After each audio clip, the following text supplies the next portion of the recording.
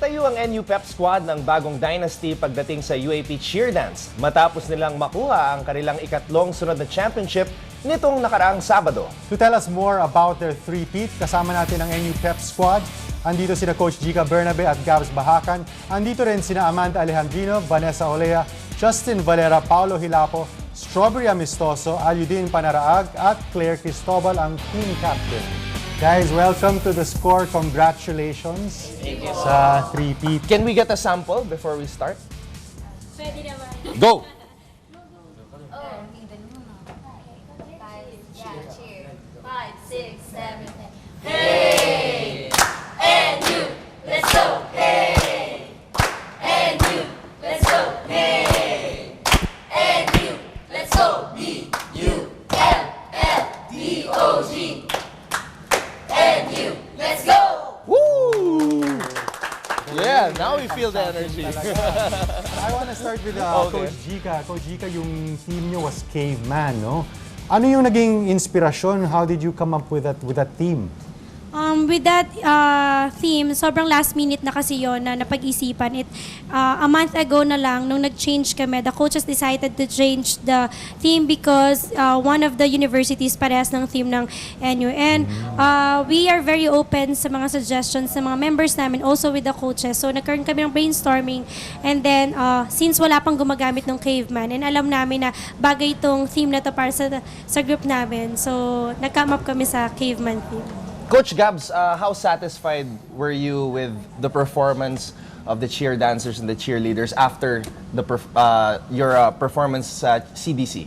Well, satisfied kami sa pinakita nila kasi dun pa lang sa practice namin, kaya naman talaga nila yung mga skills na pinapakita namin for the CDC. So, satisfied kami kahit may mga flosses kami doon. Alam namin na yung mga difficulties na nilabas namin for the CDCs is kaya namin i-top lahat ng mga elements ng competition. Si Justin, I want to ask, he's a senior, no? Justin, you've been there since nung first championship. Para sa'yo, ano yung pinakamatamis na championship? Para sa akin po yung first champion po. Kasi Ay, first, dati okay. po pangarap lang namin siya pero yung in-announce kami as a champion, parang yun po yung dream come true po talaga. Amanda naman, when we talk about the NU Pep Squad, everybody thinks about the difficulty of the stunts na ginagawa nyo. How pressured are you going into the competition na ma-hit yung mga stunts na yun? Actually, there is a lot of pressure because it's difficult, but that's what we go into training for.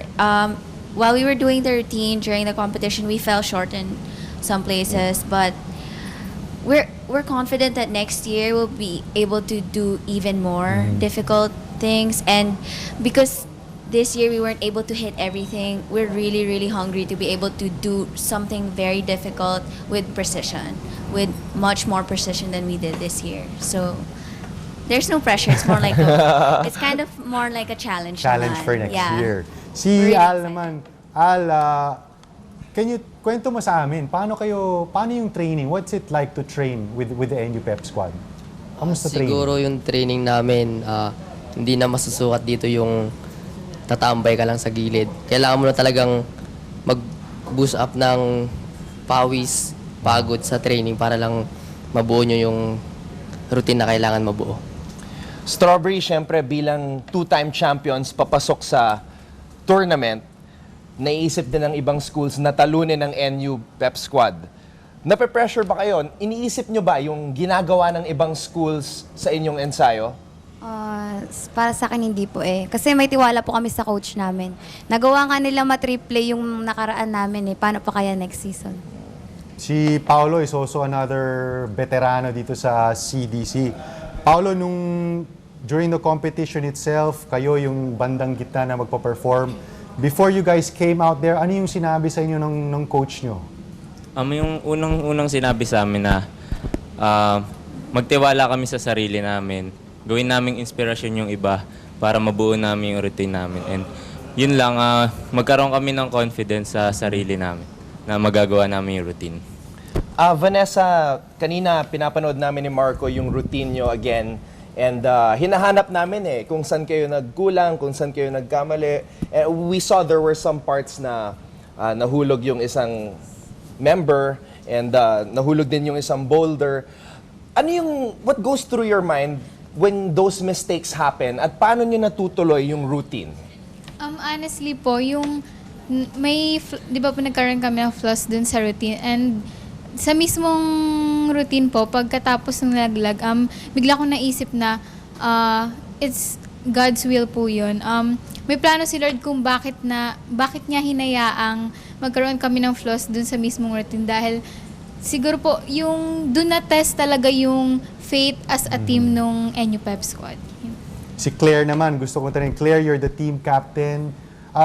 How hard was it for you to, kasi alam ko, you're 25 dancers plus the 5 group stunts. How hard was it to really bond this team together? Mahirap ba silang pakisamaan lahat? Actually, it's a challenge kasi most of us po is rookies. So, as a team, hindi pwedeng sarili mo lang nagawa. Kailangan magkaroon ng good relationship. So, iyon po talaga yung binild ng team na to kasi hindi pwede kayong mag-work na by individual. It's a teamwork. So, kailangan namin magkaroon ng yung mag-gel yung team. So, yun yung challenge sa team captain. So, very grateful din sa aming team manager, si Mr. Jun Gao, who supported us from the very beginning hanggang sa araw ng competition, hanggang sa matapos yung competition po. Coach Jika, 3-time champions of the CDC. How does it feel and what's next for the NU Pep Squad? After the winning itong 3-peat championship na feeling namin heaven and alam namin na destined kami na magkita-kita, magsama-sama to be part of this team and alam namin na para sa amin talaga yung title na to at hindi ito yung end ng journey namin. Ito pa lang yung simula.